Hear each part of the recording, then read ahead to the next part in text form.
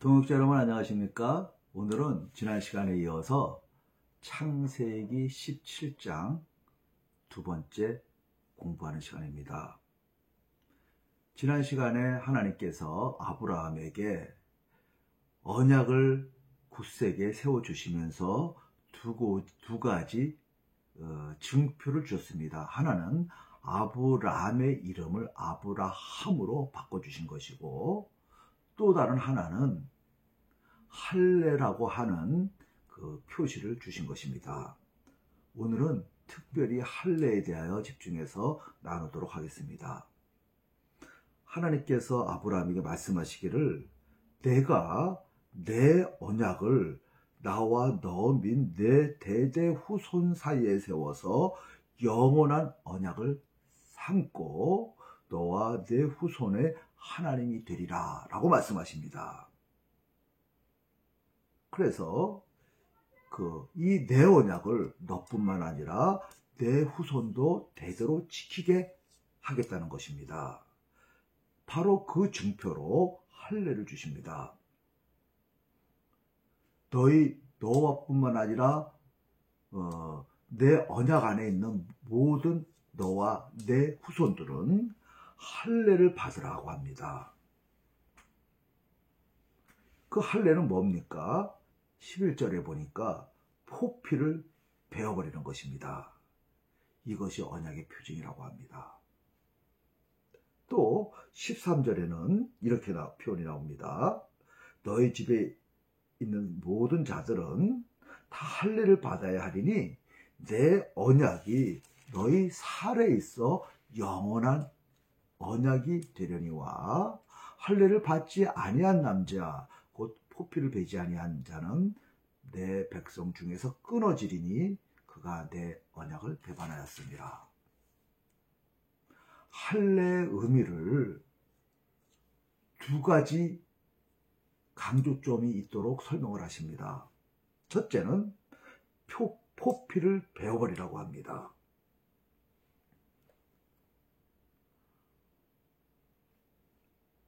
아브라함은 할례를 받고 나서 자기의 할례의 그 표식을 볼 때마다 무슨 생각을 했을까요?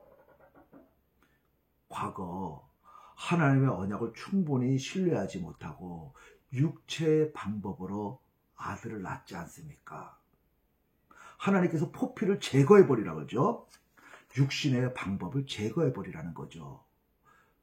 불신앙에서부터 오는 인간적인 방법, 하나님의 언약을 제대로 의지하지 못하는 그거 제해버리라고 합니다. 또 13절에는 이 언약의 표식이 너의 몸에 있음으로 말미암아 그 표식을 통하여 이것을 한 자들은 다 언약 안에 있는 자로 하나님께서 보시겠다는 것이죠. 그리고 누구라도 할례를 받지 아니하는 자는 언약 안에 있지 않겠다는 표시가 되고 언약을 배반한 자로서 하나님께서 주신 언약의 그 축복을 누리지 못하게 되겠다는 것입니다. 아브라함은 자기의 언약의 표식인 할례를 볼 때마다 어땠을까요? 하나님께서 이런 언약을 주셨으니 너무 감사하다. 앞으로는 전같이 실수하지 말고 하나님의 언약을 철저히 믿어야지 하고 마음속으로 간직하지 않았을까요? 그렇습니다. 이것이 할례가 주는 두 가지 중요성입니다. 첫째, 소극적인 측면에서 육신의 그 방법, 하나님의 언약을 충분히 전적으로 신뢰하지 못하는 그 마음, 불신앙을 제거해버리라는 거죠. 그 방법으로는 하나님의 백성이 되지 못합니다. 표피를 제하라는 것은 바로 그런 의미입니다. 또 하나, 그 언약의 표징을 볼 때마다 하나님 감사합니다. 하나님께서 이렇게 무조건적인 언약, 영원한 언약을 주셨군요. 감사합니다. 그 감사함으로써 받아들이고 그 언약의 백성이 되고 언약을 자기 것으로 내재화하는 거죠. 이런 적극적인 의미가 있습니다. 이 부분에 대하여 이후에 모세도 이 소극적인 측면과 적극적인 측면, 이 두 가지를 다 해설을 합니다. 모세는 신명기 10장 16절에서 이런 표현을 합니다.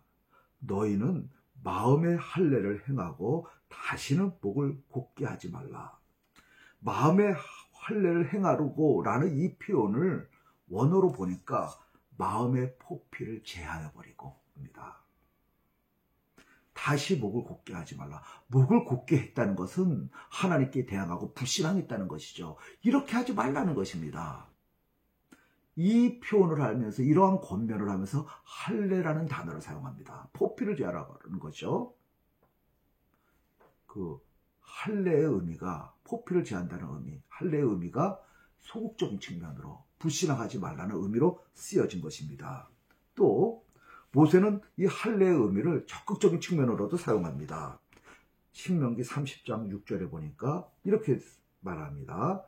모세의 말이죠. 내 하나님 여호와께서 내 마음과 내 자손의 마음에 할례를 베푸사 너로 마음을 다하고 뜻을 다하여 내 하나님을 사랑하게 하사 너로 생명을 얻게 하실 것이며, 할례가 갖는 적극적인 측면이죠. 하나님께서 내 마음에게 할례를 행했는데 그것은 무슨 뜻이냐? 너로 하여금 마음을 다하고 뜻을 다하여 하나님을 사랑하게 한다는 거죠.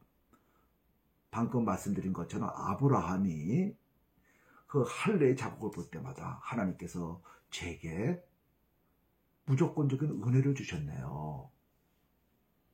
저로 말미암아 또 저와 그 자손으로 말미암아 천하 만민이 복을 받게 하는 귀한 일에 저를 사용하여 주셨네요. 감사합니다 하는 감사, 하나님의 언약을 더 붙들게 하는 그러한 의미, 그런 식으로 모세도 해석하고 있습니다.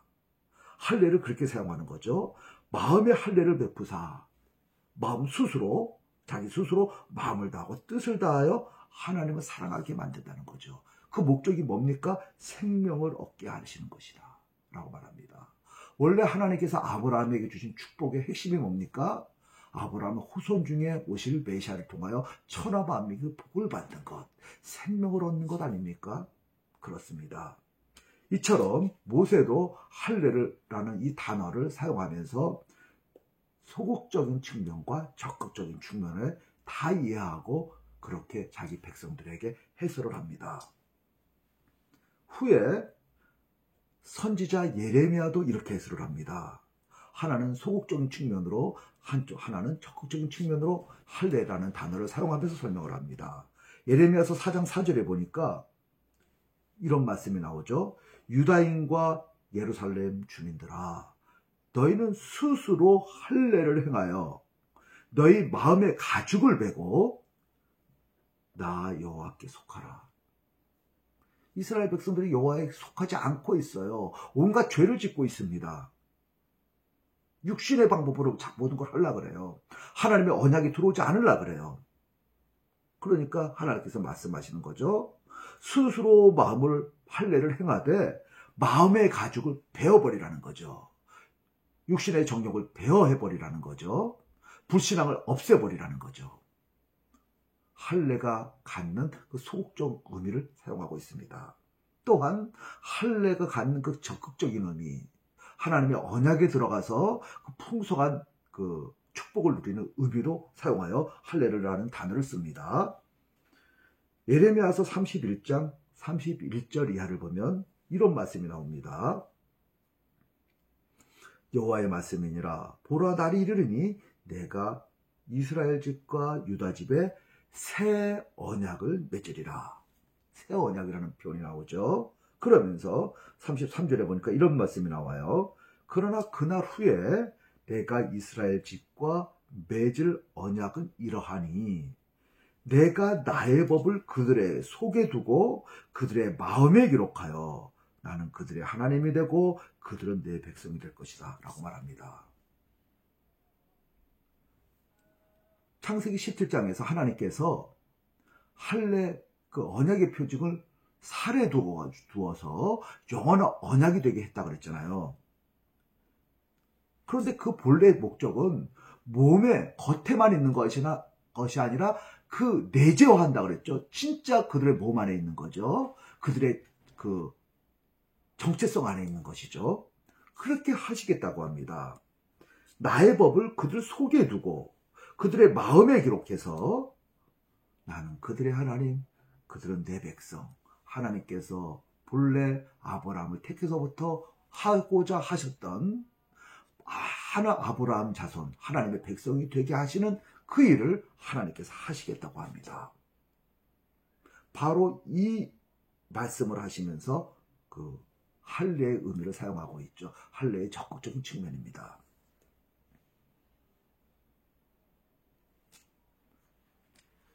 이처럼 아브라함에게 주셨던 할례의 의미가 하나는 소극적인 측면, 하나는 적극적인 측면이었고, 이것을 모세도 좀 더 깊이 이해하여 설명하고 있고, 나중에 예레미야도 그 내용의 뜻이 무엇인지 좀 더 그 점진적으로 그 밝혀진 모습으로 설명을 하고 있습니다. 그러면 이 내용이 그 아브라함에게 주신 약속의 핵심인 실제 예수님께서 오신 후에는 어떻게 드러났는가?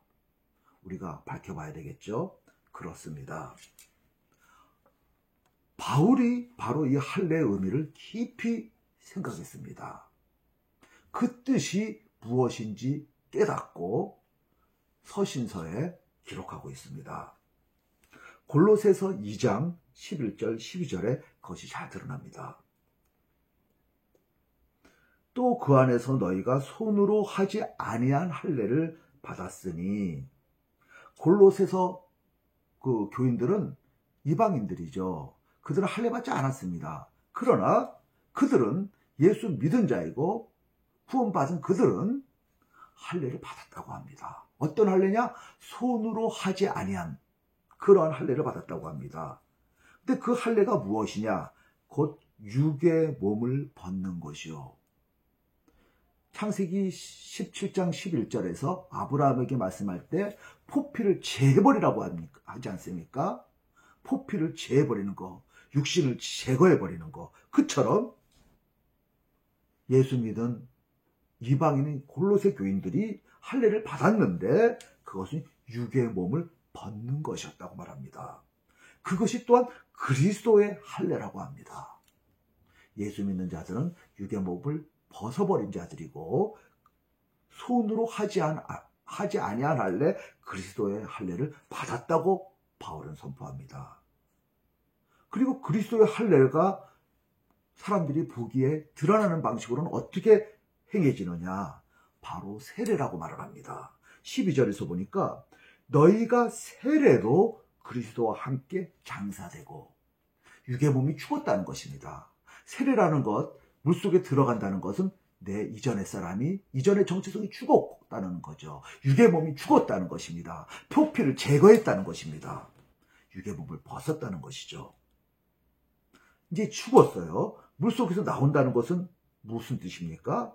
죽은 자들 가운데서 그를 일으키신 하나님의 역사를 믿음으로 말미암아 같이 일으키심을 받았다. 새로이 태어났다. 옛사람은 죽고 새 생명이 태어났다. 새 창조가 됐다는 표식인 것입니다.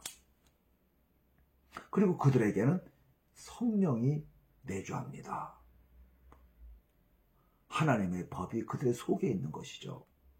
그러니까 예수 믿은 자는 이전의 사람이 죽었어요.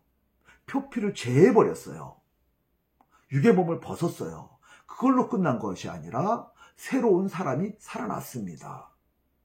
마음으로부터 진정으로 하나님을 사랑하고 마음을 다하고 뜻을 다하여 힘을 다하여 하나님을 사랑하는 자가 되었고, 그리고 그로 인하여 구원을 얻었단 말입니다. 신명기 30장 6절에서 마음의 할례를 베풀어서 하나님께서 너로 하여금 마음을 다하고 뜻을 다하여 하나님을 사랑하고 그렇게 함으로써 생명을 얻게 하는 것이라는 것이 할례 언약의 핵심이라고 그 모세가 말했는데, 그것이 세례를 통하여 이루어졌다는 거죠. 육의 몸은 죽었고 새로운 생명이 태어나서 마음으로부터 하나님을 사랑하고 말이죠. 하나님의 백성으로 생명을 얻은 자로 태어났다는 거죠. 그런 측면에서 세례는 바로 할례를 대체한 것입니다. 즉 세례를 받은 자는 옛사람이 그리스도와 함께 죽었고 말이죠. 또 새 사람이 그리스도와 함께 살아났다는 그러한 의식인 것입니다. 할례를 받은 거죠. 이렇게 볼 때 하나님께서 창세기 17장 13절 14절에서 말했던 이 할례는 영원한 언약이라고 그랬죠. 근데 영원한 언약이에요. 폐해지지 않아요. 변경되지 않아요. 그러나 신약 시대의 외적인 표현은 세례로 바뀝니다. 세례로 바뀌었다고 해서 변경된 것이 아닙니다. 내용이 동일해요. 할례를 통하여 주셨던 하나님 아브라함에게 주셨던 할례 언약의 핵심은 무엇입니까? 나는 너희들이 하나님이 되고 너희는 내 백성이 되리라. 아브라함 후손이 많아지리라. 그거 아닙니까? 그 핵심이 어떻게 해서 이루어집니까? 아브라함의 후손 중에 오실 메시아 그리스도를 통하여 이루어집니다.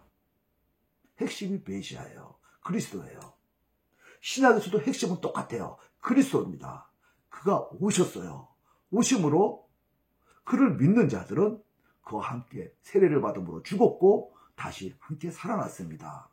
할례를 받은 것이죠. 손으로 하지 아니한 할례, 본질적이고 궁극적인 할례 받은 것이죠. 그리스도의 할례를 받은 자입니다. 그런 측면에서 우리는 아브라함의 후손들처럼 이삭처럼 할례를 받은 자이고 그 영원한 언약에 참여한 자들인 것입니다. 그래서 그런지 17장 창세기 17장 12절에서는 할례를 언제 받으라고 하나요? 8일 만에 받으라고 합니다. 태어난 지 8일 만에요. 왜 8일 만일까요? 7일은 첫 창조를 생각하게 합니다. 6일 만에 첫 창조가 완료되고 제7일 안식하죠. 8일은 그 후의 이야기예요. 새로 시작되는 거죠. 8일에 할례를 받음으로써 새로이 언약 안에 들어가는 것입니다. 새 창조죠. 우리 예수 믿은 자들은 세례를 받음으로써 새 창조에 들어가는 것입니다. 예수 그리스도의 할례인 것입니다. 참 이러한 측면을 보면 하나님의 그 언약 하나하나는 하나도 틀림이 없이 끊임없이 이어지는 것을 알 수 있습니다. 바울이 그렇게 우리들에게 설명해 주고 있습니다. 동역자 여러분, 여러분들은 예수님과 함께 죽었습니까?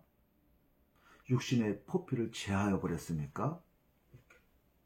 그리고 예수님과 함께 다시 살아났습니까? 마음의 할례를 받아서 마음을 다하고 뜻을 다하여 하나님을 사랑하십니까? 새 생명을 얻었습니까? 오늘 말씀이 우리에게 주시는 도전인 것입니다. 감사합니다.